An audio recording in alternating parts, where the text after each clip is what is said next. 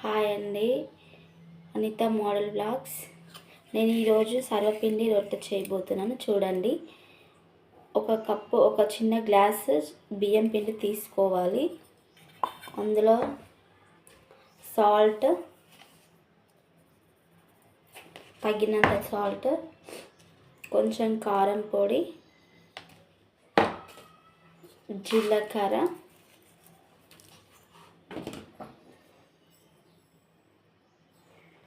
వాము వేసుకోవాలి. ఇట్లా బాగా కలుపుకోవాలి.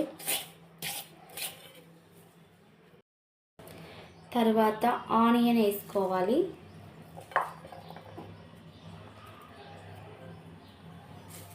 కరివేపాకు వేసుకోవాలి. కొంచెం అల్లం వెల్లిగడ్డ పేస్ట్ వేసుకోవాలి. మీకు ఇష్టమైతే శనగపప్పు వేసుకోవచ్చు, పచ్చి శనగపప్పు, వేరుశనగ వేసుకోవచ్చు. నాకు ఇష్టం లేదు కాబట్టి నేను వేసుకోలేదు.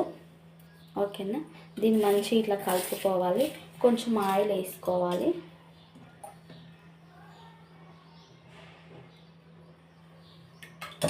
దీన్ని బాగా కలుపుకోవాలి.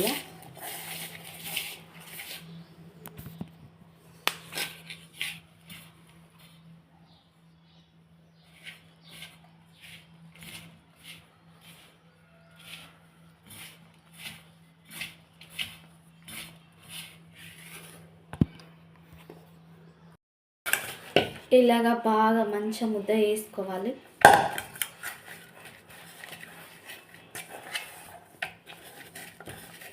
ఇట్లా వేసుకోవాలి. ఇప్పుడు పెంకు తీసుకోవాలి, లేకపోతే ఒక చిన్న గిన్నె ఇలాంటివి తీసుకోవచ్చు. ఆయిల్ వేసుకోవాలి. దీన్ని మొత్తం స్ప్రెడ్ చేసుకోవాలి, పెంకు మొత్తం.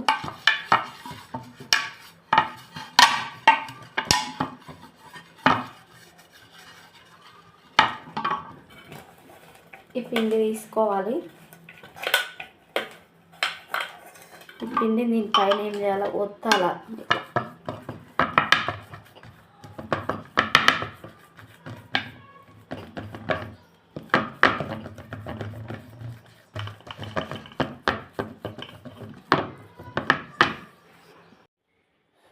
ఇది ఇలా తయారయ్యిందండి. దీనికి చిన్న చిన్న హోల్స్ చేసుకోవాలి.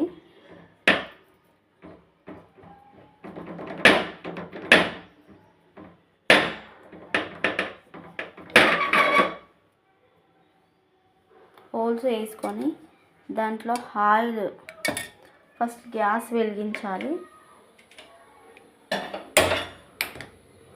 గ్యాస్ వెలిగించిన తర్వాత దీంట్లో రంధ్రాలలో ఆయిల్ వేసుకోవాలండి.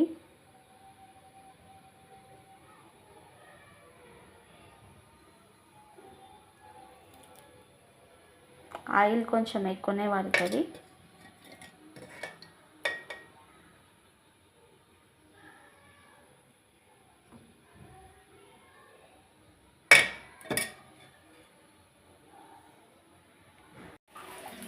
ఇప్పుడు ఒక మూత పెట్టాలండి, పిండి మంచిగా ఉడుకుతుంది.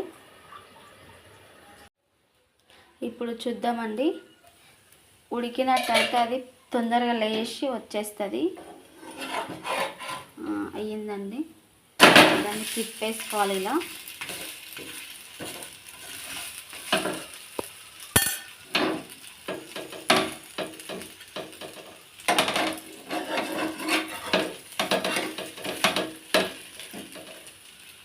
మళ్ళీ కాసేపు మూత పెట్టుకోవాలండి.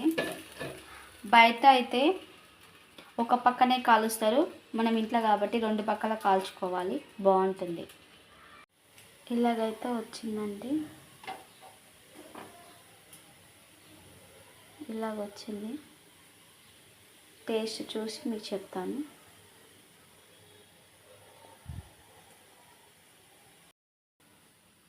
చూడండి,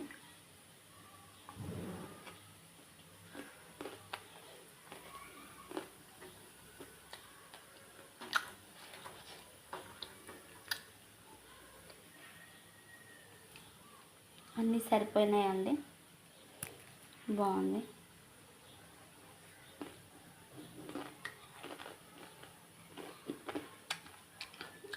టేస్ట్ అయితే బాగుంది.